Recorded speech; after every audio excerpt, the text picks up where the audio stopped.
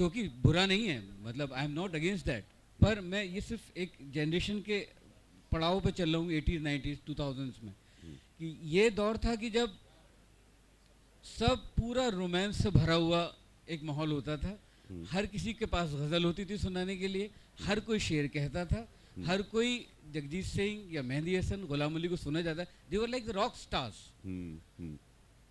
उसकी वजह ये थी कि हमारा फिल्म म्यूज़िक इतना ख़राब होना शुरू हुआ था, फिर धीरे धीरे हमारा फिल्म म्यूज़िक ठीक होना शुरू हुआ और गज़ल ने फेड आउट करना शुरू किया। ऐसे ही लोगों ने थिएटर जाना बंद कर दिया था। जब थिएटर की ऐसी बुरी हालत हुआ करती थी, जो सिंगल स्क्रीन्स थे, कि अगर चूहा आपके पैर के ऊपर से निकल जाए तो कोई बड़ी बात नहीं होती थी। कितनी फिल्में मैंने, मुझे याद है सत्या फिल्म रिलीज हुई थी जिसका मैंने म्यूज़िक किया था। सत्या फिल्म मैंने बॉम्बे में एक शान थिएटर था, उसके बैल्कनी में एक पंखे के थ्रू देखी थी, क्योंकि वो सीट ऐसी थी कि वो पंखा बीच में आता था। तो फैमिलीज़ ने जाना बंद कर दिया। कोई थिएटर का एक्सपीरियंस इतना ख़राब हुआ करता था कि पान की पीक पड़ी हैं या कुछ खाने पीने के लिए, मतलब it used to be very bad experience of cinema watching. और ये माहौल कब तक चला? मेरी पहली फिल्म आई मकड़ी, there was no one to by that film. मैं यही पूछना चाहता था कि ये जो की फैक्टर है कि ये तब्दीली कहाँ से आई? तब्दीली वो मैं उसी पे एक्सेप्ट होने लगा। शायद मैं थोड़ा लंबा बोल गया, बट नहीं, प्लीज। पर जो तब्दीली का वो माहौल आना शुरू हुआ, इवन मकबूल जब रिलीज़ हुई थी, मकबूल वाज रिलीज इन 2003, तब तक मुश्किल से बॉम्बे में तो एक ही मल्टीप्लेक्स था, वो फेम एड लैब्स, बाकी और नहीं था। तो मकबूल was not even seen properly, क्योंकि एक तो उसकी पब्लिसिटी का जो भी था, मगर वो एक थिएटर में लोगों ने जाना, unless it's a very big commercial film of Aamir, Shahrukh, या दिलवाले दुल्हनिया हो गई, या हम आपके हैं कौन, जो बड़े मास लेवल पे हिट हुई, तो लोग थिएटर में जाते थे। अदरवाइज लोगों ने थिएटर में जाना बंद कर दिया था। जैसे ही ये मल्टीप्लेक्स का कल्चर आया, लोगों ने पिकनिक पे जाने की बजाय थिएटर में जाना शुरू कर दिया, कि आप जाइए वहाँ पे, आपको एक अच्छा एक्सपीरियंस मिलेगा, पॉपकॉर्न के साथ, कॉफ़ी के साथ, आप आराम से बैठ के देखिए। तो एक सिनेमा का एक्सपीरियंस अच्छा होना शुरू हुआ। और फिर वो इतनी रफ्तार से, इतनी तेज़ी के साथ बढ़ा कि 2004 से लेके आज 2013, 9 इयर्स में आप अगर मुड़ के देखिए, हम आज का इतने बढ़िया दौर में हैं जहाँ तक सिनेमा कंसर्न है। This is the best of times we are in, कि जहाँ पे रावड़ी राठौर भी उतना ही बिजनेस करती है, या उतना ही उस रेशियो में उतना बिजनेस करती है, जहाँ पे एक देवडी जैसी फिल्म भी उतनी सराही जाती है। तो मतलब इतना खूबसूरत वक्त है कि जहाँ आप जिस तरह की फिल्म बनाना चाहें, आप वो फिल्म बना के उसके लिए ऑडियंस ढूंढ सकते हैं। तो ये मल्टीप्लेक्स कल्चर से ये हमारा होना शुरू हुआ। आप सब लोगों के लिए बहुत बड़ा कॉम्प्लीमेंट है। मेरे ख्याल में जो विशाल बात कर रहे हैं वो बेसिकली आप लोगों की बात कर रहे हैं, कि जो ये जेनरेशन है जो मल्टीप्लेक्स में जाकर सिनेमा देखना पसंद करती है, वो विशाल जैसे क्रिएटिव लोगों को वो अपॉर्चुनिटी दे रही है, वो मौका दे रही है अपनी पसंद के सिनेमा या अपने तरीके का सिनेमा वो बता। लेकिन जब कोई आई थिंक एक और बहुत बड़ा फैक्टर है जो मैं बोलना भूल गया, which is internet and exposure. क्योंकि हमारे टाइम में पहले सैटेलाइट टीवी आया, जहाँ पे चैनल्स आने शुरू हुए। हम लोग को फिल्में दिखती नहीं थी। HBO, स्टार वर्ल्ड और या स्टार की जब फिल्में आनी शुरू हुई वहाँ पे, तो अचानक जो फिल्म आपको डीवीडी लाइब्रेरीज कितनी कम, पहले तो CD लाइब्रेरीज होती थी, इतने बड़े बड़े CD प्लेयर होते थे। फिर उसके बाद सैटेलाइट के बाद वो DVD वगैरह जो भी आया, मगर इंटरनेट ने तो आके एकदम ख़त्म ही कर दिया।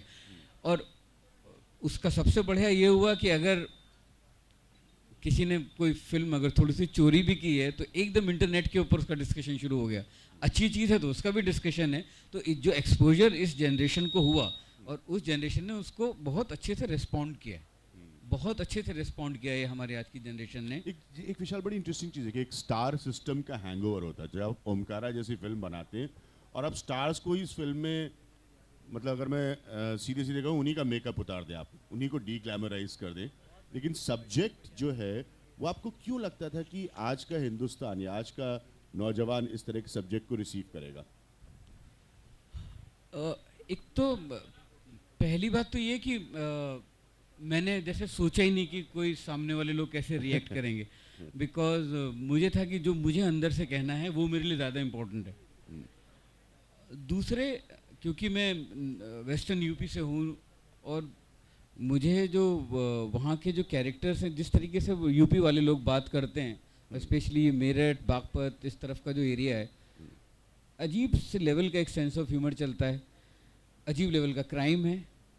और लैंग्वेज, एक तो हिंदुस्तान वैसी इतनी खूबसूरत जगह है कि आप कि हर 70 किलोमीटर के बाद आपका डायलेक्ट बदल जाता है, जो कि आपको कहीं नहीं मिल सकता। आप यूपी में मेरठ से बनारस तक जाइए, आपको 50 डायलेक्ट मिल जाएंगे।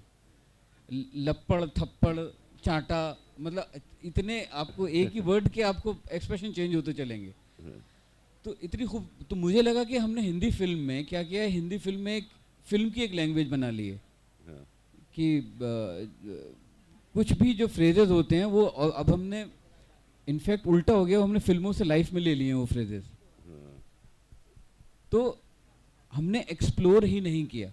और अगेन जो फिल्म मेकर्स 90s और अर्ली 2000s तक फिल्में जो बनती रही हमारी commercial cinema, those film maker they were expose to Switzerland और यूके और यूएस।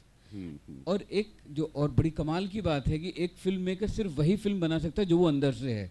वो कितना भी छुपाने की कोशिश करेगा, a film maker becomes absolutely naked on screen.